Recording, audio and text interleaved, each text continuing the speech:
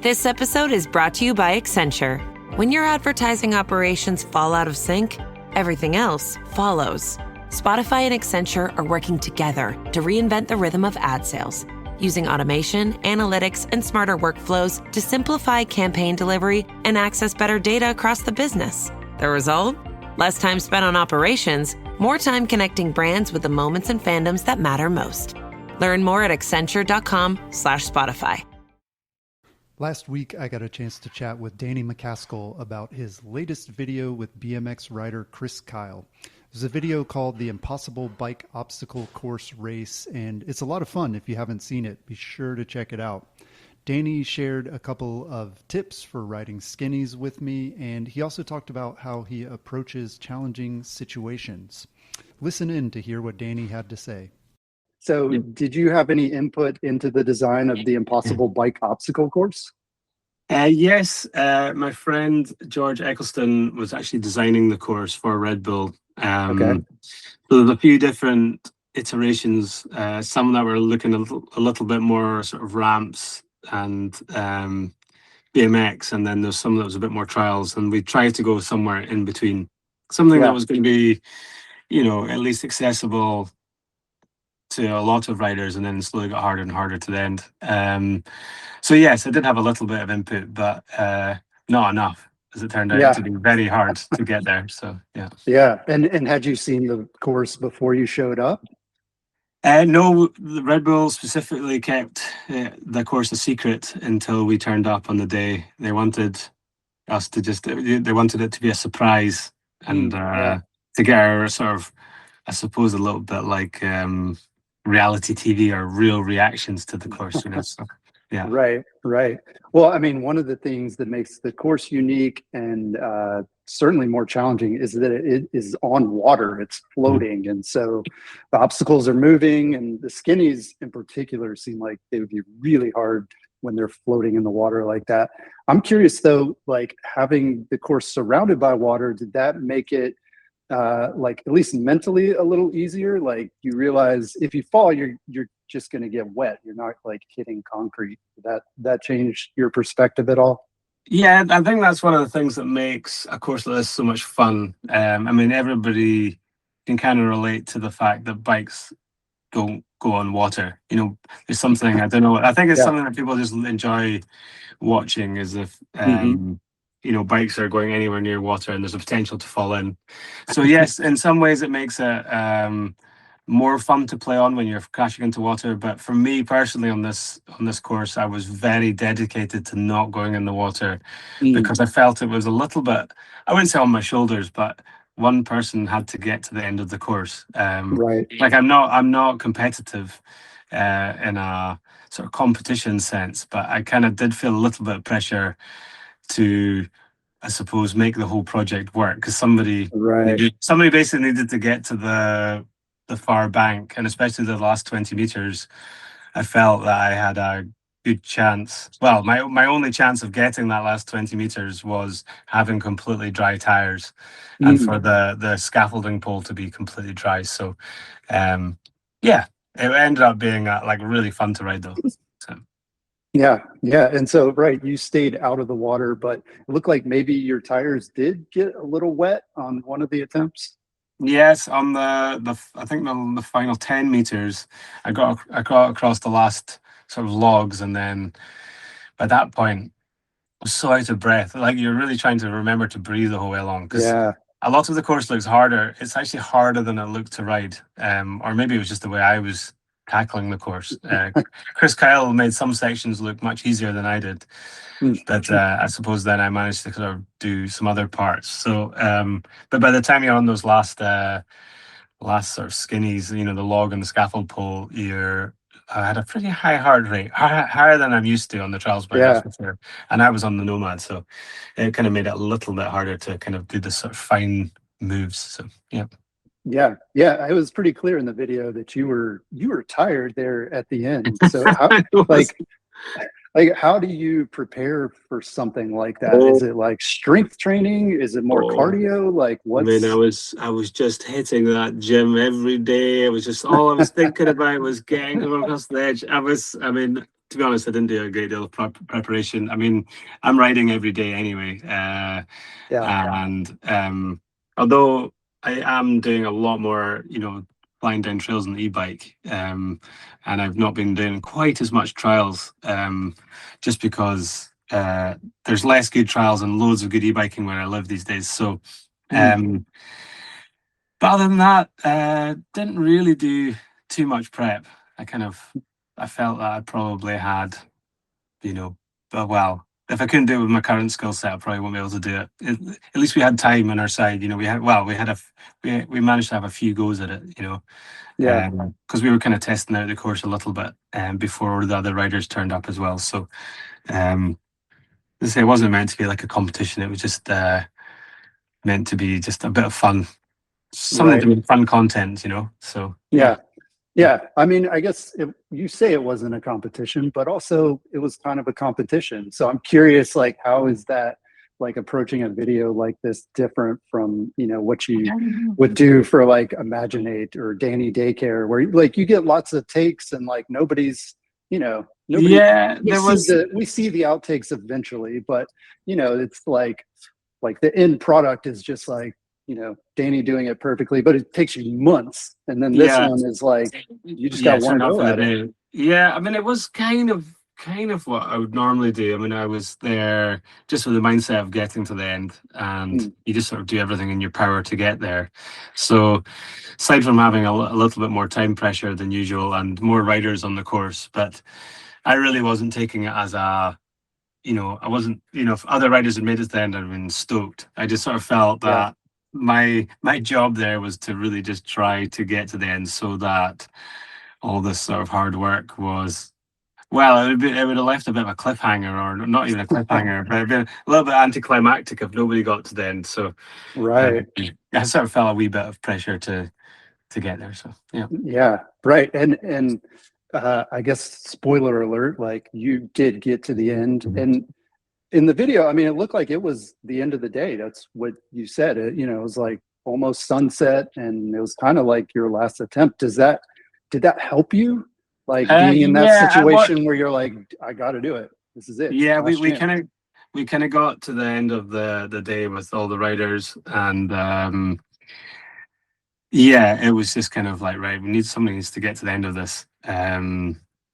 So we just sort of kept on going. I did have a wetsuit on, the whole time. You don't see as a wetsuit under my clothes. Oh, wow. It was absolute. I was actually, I mean, it's a bit not a very nice thing to say, but it was actually soaking wet from all the sweat. Oh, jeez. So I started really just trying to take attempts, but it was because you're doing it for 2 minutes at a time. It was, you knew you only had a certain amount of good attempts in you before you started just sort of getting tired out. But luckily, sun was going down, and that's always that always spurs me on to sort of pull something out of the bag by the end. So, but I think it's it was a lot of fun. I'd love to do something like that with a bit more height above the water. But you've got to start somewhere, and even that build is a crazy build to do. It's a lot of time and effort that goes into building something like that. But having something that maybe like 15, 20 feet above the water next time might be a base plant. Get my speedos on. So that sounds fun. Yeah, I would think it would like move a lot more too when it's. That's right. I think you maybe have to put, like, fasten it into the bottom a little bit more. But as for our sort of first concept of that project, I think it went really well. So yeah. So what happened to the course after? I mean, like, that was one day and done, and it's gone. Like, did Chris or anybody else go back after seeing you do it and be like, give me one more shot? No, we had it there. I mean, it was all built on top of pontoons that were kind of modular. It's quite a cool setup, actually. Well, actually, I had seen them before. So, I mean, this was down near where the Malverns takes place. The Malverns Classic Bicycle Festival. And they've been doing something like this for years, and it wasn't even planned. This was actually kind of very loose, that we ended up doing something at Eastnore Castle, which is just over the hill from me, from the Malverns. Okay. So it just all ended up, we ended up kind of doing it there just because Red Bull had a connection to the castle, and it was a cool spot. So yeah, we just use these modular blocks, and I think you could probably go bigger and better next time though. Yeah. Yeah, cool. So I know a lot of mountain bikers aren't really fans of riding skinnies. And I don't know if it's because they're scared of them or maybe they just think they're boring. You're obviously very good at them. So do you enjoy riding skinnies? Oh yes, I grew up as a trial rider. I'm here in the Isle of Skye at my parents' house, and I used to have pallets, wooden pallets in the garden, and have some thin, either fence posts or 2x4s or whatever you want to call Yeah. them, that went between all the posts. So that was, riding along thin things was always part of trials. I also grew up very much looking at the early freeride videos of the North Shore as well. Oh, right. And I kind of wish that the North Shore still existed in the same style with all these amazing big, a high ladder builds and all sorts of stuff. Right. So You don't see that as much anymore, no, too. Like, no, I don't think so. I think it's maybe harder to, maybe people don't want that in their land. When you start building such elaborate things, I yeah. think it gets a little bit more difficult. But Yeah. that was always a big thing of, trials, of course, is riding along things has always been a big part of it. And but if it's low level and you're not going to rip your rear derailleur off, then they're quite sort of low impact. You can practice along like a scaffold bar right on the floor, and really kind of get your level up. And then once you get up, I mean, I'm definitely not. I wouldn't say I was like, compared with the guys that really do competition trials, my abilities to ride along these things are not nearly as good as what they can do.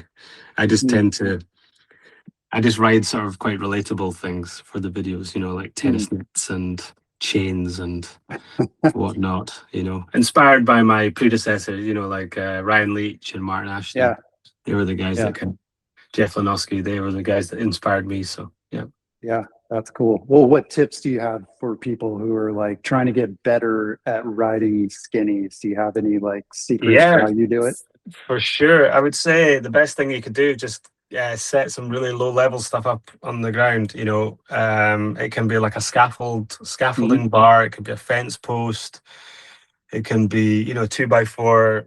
It's best, depending on what bike you're on, building something that's lower than the clearance of your rear mech if you want to not rip your bike to bits. And honestly, one session, even with Chris Kyle, who's an amazing BMXer, done like some of the most amazing things of BMX ever been done, but it wasn't his kind of sort of tire rides on bars wasn't the best. So we had a scaffold bar. While we were waiting for the course to get finished, we'd be somewhere else and we were practicing a little bit, Yeah. And it was amazing watching the progression. And even the other riders that were there, you'd see, in the beginning, people not getting very far, and then you can basically just work away at it, and it's low impact on your body, on the bike, and it's just about trial and error and persistence. And I think you can build up a lot there, and then you, of course, you can take it onto the higher things that you find at bike parks and wherever else, logs that are on the trails, whatever, So. Yeah, it seems like figuring out how to bail safely too is probably part of it. Of course, and I would say, doing a light amount of front brake drag helps a lot if you are trying to balance, because it keeps the bike. That would probably be one of my sort of secret tips, is a little bit of front brake, not too much, but just it keeps the bike. For me, it keeps my bike in tension against me, so I've got something to balance against. Right. But that's maybe my inner trial rider. Like as a BMXer, you might want to just be there, free flowing, just letting it run wild. Yeah. You might not even have a front brake if you're on a BMX, right? Oh yeah, exactly. And even so a little bit of braking does help, but front brake more than back brake, the tires more like to slip off, I think. But front brake, it allows you to kind of feel the obstacle a little bit and getting bogged down in the details. Of course, you can also take the legs off a little bit, but I quite like to try to do it with trying to keep my feet on the pedals. For me, I feel like when I keep my feet on the pedals, it's like done to the best of my abilities. Yeah. Whereas you can kind of get some extra balance if you put your front foot down to the very bottom, and then Mm. you can take your other back foot off, or however you want to do it, and you can use that to balance as well. So that's a good way of doing it and making it more accessible. But the sort of level up from that is trying to keep your feet on while doing it. That's what I try to do in my videos if I can. Yeah. Although if I've tried like 300 goes and I've not been able to keep my feet on, then I'll maybe take the one where I've had to have a leg out, Yeah. helping me. Yeah, So we've seen that many times, and it's like every time you do that, it's like, he's about to yeah, fall, but like, yeah, you make it work, which is crazy. yeah, it kind of sometimes adds to the video. I can get bogged down too much in making things look. I tried, you want to make it look as sort of, well, in my world, as perfect as possible. It's not like Yeah, I've got like great style. I'm not like tabletoping. I'm no Semenek. right. But for my trials right in front of you, I like to sort of take out as many hops as I can. I didn't do that on this course because you'll see me hopping on the corners. Like this would have been, if it was for a video, I wouldn't have been doing that. If I had like multiple days in the course, but Right. this was more like comp trial style where I was just like, right. Yeah, yeah. It's I much mean, easier. that's what people like today. I feel like in videos too. It's just Yeah, more authentic, more real. Just like yeah, let's see yeah, the whole yeah, yeah. thing. Yeah, Yeah, I mean, yeah, trying to do it in one take is, I do like that. So, yeah. yeah. Very cool.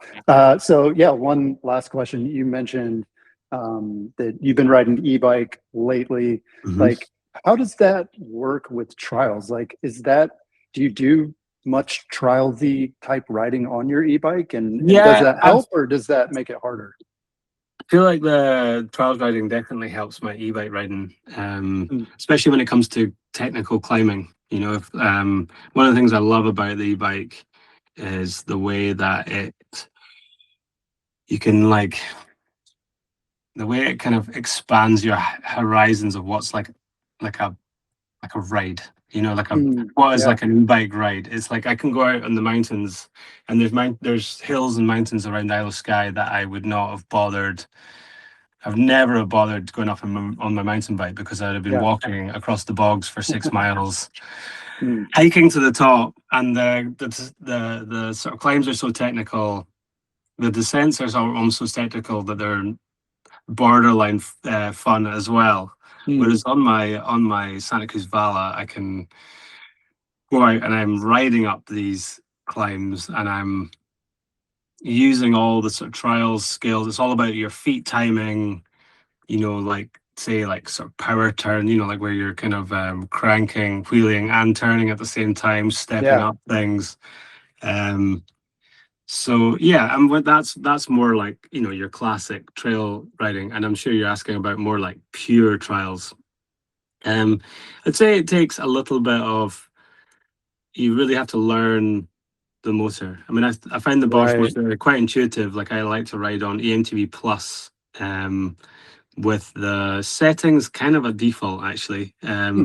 I sometimes play with the overrun, the extended boost. Now you Yeah. can adjust this. So if it's really technical and high, then I'll maybe take the extended boost down to like a meter of overrun. Okay. Because 2 meters can sometimes end up, just means it's easier to control on the back wheel with 1 meter, Yeah. But yeah, I like the challenge. I mean, it's kind of similar to doing it on the mountain bike as well. The bike's a bit bigger, so you've got to, I would say the size of the bike is more the limiting factor than the weight of the bike. Hmm. Like I Interesting. can jump up the same. I think I can even jump up higher on my Vala than I can on the Bronson, Oh, wow. because you can use the extended boost to drive the front wheel into something, and the bike Hmm. pops. Kind of Right. almost like moto trails. It's a sort of similar technique, Yeah. but the bike sort of drives through that a little bit. So, Yeah. but it's Yeah. something I I love mean, to play with. I mean, I'm literally living my dream. Like I love trials, but honestly, the e-biking the last 5 years is like I'm out every single day. I feel like I've taken up wingsuit flying or rally driving or something like that. It's like I'm so addicted to the downhills and also the exploration around my home in Scotland that I just it's like I've kind of gotten into bikes all over again, you know. So I love it. Yeah. Yeah, all that speed. That's awesome. Yeah. Well, Yeah. do you think you could have done the impossible bike obstacle course on an e-bike? Yes. Oh yeah, for Yeah. sure. I think you know, yeah, no, I definitely think I could have done that with my Vala. The last part, yeah, to be honest, it kind of might have helped because you had to come to like a standstill on that last part, Right. you know, but it wouldn't have, you know, we were kind of They want to debating get that what one bike. wet, probably. Well, I mean, the way I ride mine at home, you know, in the bogs and in the rain, it may as well be a submarine at times, you know. But I was tempted to do it on the trials bike, you know, that would have made the course that little bit. I would have been a little bit more agile, but I felt like riding it on the mountain bike, and I chose the Nomad basically because it was the brightest, poppiest color and a little bit big for a course like that, but it was just a nice looking bike to do it on. So yeah. Yeah.